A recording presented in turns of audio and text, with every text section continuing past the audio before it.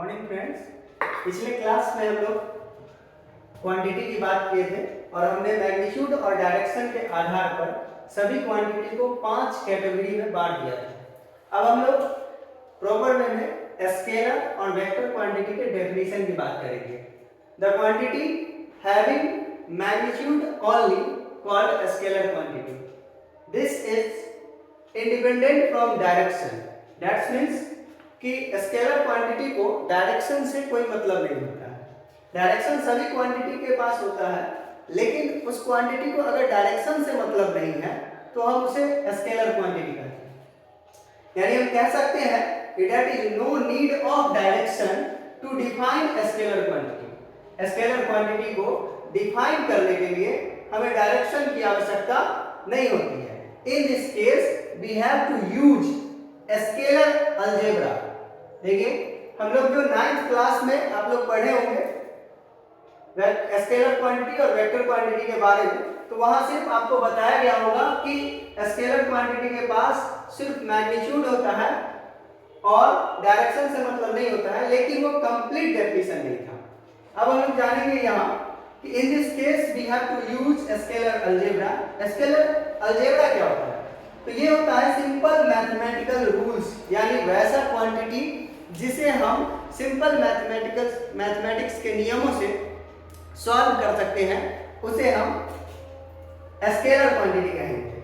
For example mass, length, time, distance, speed, etc। ऐसे बहुत सारे क्वांटिटी है। इन शॉर्टकट अगर हम बात करें स्केलर क्वांटिटी के डेफिनेशन की, तो magnitude plus unit plus direction. Direction में एक बात ध्यान देना कि यहाँ हमने स्टार लगाया है।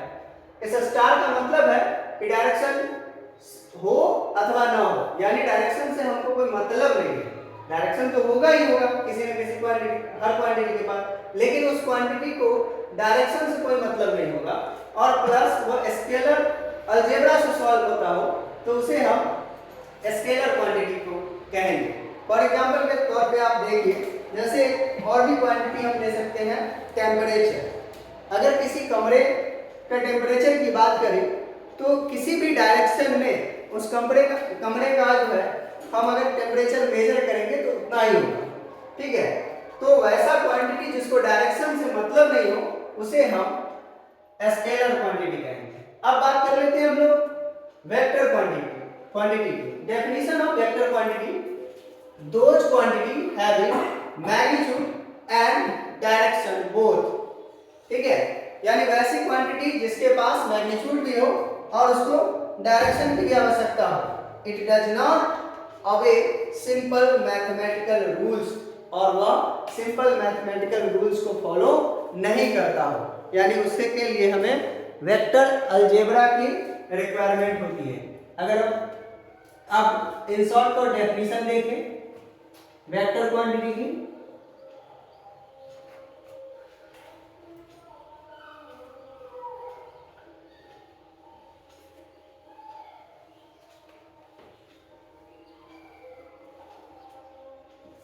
तो आप लिख सकते हैं in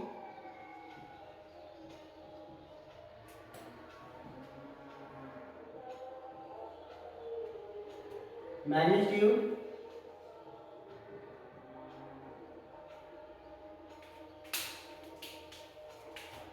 plus unit plus direction plus vector algebra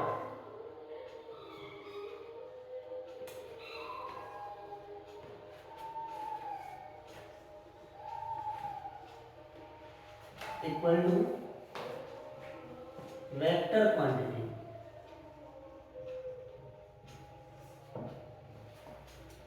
अब हम लोग एक नए क्वांटिटी की बात करेंगे, रेशियो क्वांटिटी। हम लोग का ये तीसरा क्वांटिटी है। इसके बाद फेजर, टेंसर क्वांटिटी की बात करेंगे।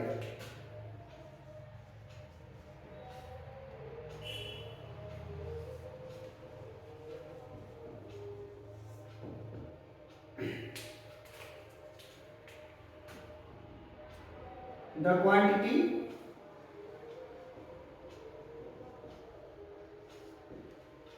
having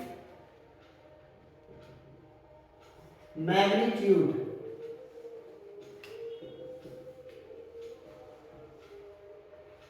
without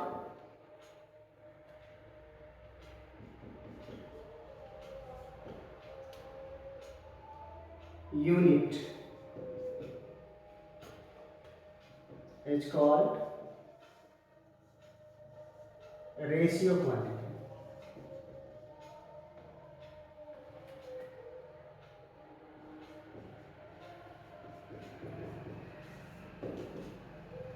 यानी रेशियो क्वांटिटी के पास यूनिट नहीं होता है, यानी वैसा क्वांटिटी जिसके पास मैग्नीट्यूड तो होगा लेकिन यूनिट नहीं होगा।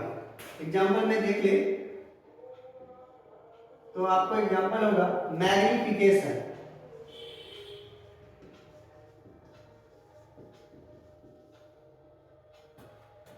रिफ्रैक्टिव इंडेक्स,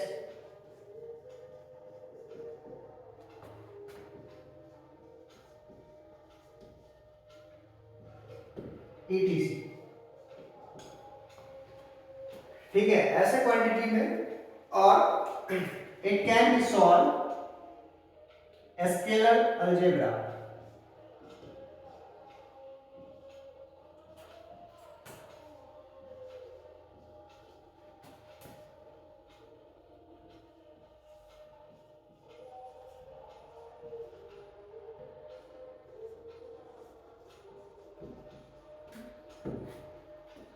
यानी हम रेशियो क्वांटिटी को स्केलर अलजेब्रा से यानी सिंपल मैथमेटिकल रूल से सॉल्व कर सकते हैं।